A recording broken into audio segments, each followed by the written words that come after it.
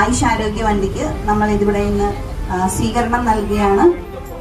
ഈ സ്വീകരണത്തിലേക്ക് ശ്രീ ഗോൾഡൻ അബ്ദുൾ റഹ്മാൻ സാറിനെ ഈ വേദിയിലേക്ക് ക്ഷണിക്കുകയാണ്. ഇന്നിവിടെ ഒരു മഹത്തായ ഒരു പദ്ധതിയുടെ മംഗൽപാടി പഞ്ചായത്തിന്റെ ഫ്ലാഗ് കർമ്മം നടക്കുകയാണ്. നമ്മളെല്ലാവരും ജീവിതത്തിൽ പാലിക്കേണ്ട അച്ചടക്കവും ജീവിതത്തിൽ പുലർത്തേണ്ട ഒരു ഡിസിപ്ലിൻ, അതിനെ ഒരു ഓർമ്മപ്പെടുത്തുന്നതിന്റെ ഭാഗമായി ഒരു മനുഷ്യൻ ജീവിതത്തിൽ നടത്തേണ്ട, അവന്റെ ശരീരത്തിൽ പാലിക്കേണ്ട ഒരുപാട് കർമ്മങ്ങളുണ്ട്. ആ കർമ്മങ്ങളെ ഓർമ്മപ്പെടുത്താൻ വേണ്ടിയാണ് ഇന്നിവിടെ ആയുഷ് ആരോഗ്യ വണ്ടി യാത്ര തുടരുന്നത്. നമുക്കറിയാം, നമ്മളെല്ലാവരും ഉറങ്ങാറുണ്ട്, നമ്മളെല്ലാവരും ഉണരാറുണ്ട്, നമ്മളെല്ലാവരും ഭക്ഷണം കഴിക്കാറുണ്ട്, കുളിക്കാറുണ്ട്. ഇതൊക്കെ ജീവിതത്തിന്റെ ഭാഗമായി നമ്മുടെ ശരീരത്തോട് നമ്മൾ ചെയ്യുന്ന കർമ്മങ്ങളാണ്. ഭക്ഷണം കഴിക്കേണ്ടത് എങ്ങനെയാണ്, ഏത് സമയത്താണ്, ഏത് രീതിയിലുള്ള ഭക്ഷണങ്ങളാണ് നടത്തുന്നത്. പല ആളുകളും അതിരാവിലെ ഉണരുന്നവരുണ്ടായിരുന്ന ഒരു കാലഘട്ടമുണ്ടായിരുന്നു. പണ്ട് കാലങ്ങളിലൊക്കെ എനിക്ക് നല്ല ഓർമ്മയുണ്ട്.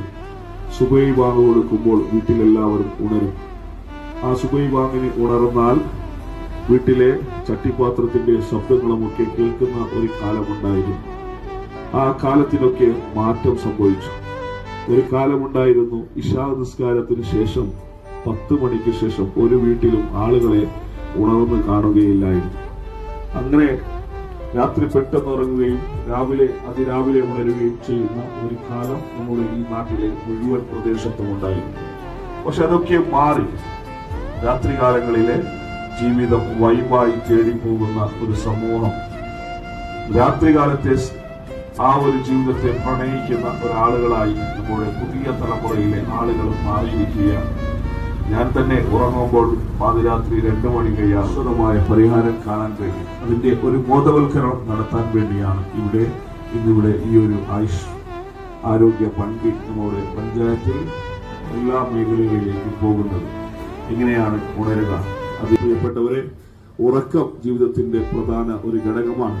പല ആളുകളും 3 മണിക്കൂറോ 4 മണിക്കൂറോ ഒക്കെയാണ് ഉറങ്ങി അന്നത്തെ ജീവിതം മുന്നോട്ട് കൊണ്ടുപോകുന്നത്. കൃത്യമായി 8 മണിക്കൂർ ഉറങ്ങുക എന്നത് ഒരു മനുഷ്യന്റെ ശരീരത്തിലേക്ക് നൽകേണ്ട ഏറ്റവും വലിയ പ്രാധാന്യമെന്ന് കൂടി ഓർമ്മപ്പെടുത്തിക്കൊണ്ട് കൂടുതലായും സംസാരിക്കാൻ ആഗ്രഹിക്കുന്നില്ല.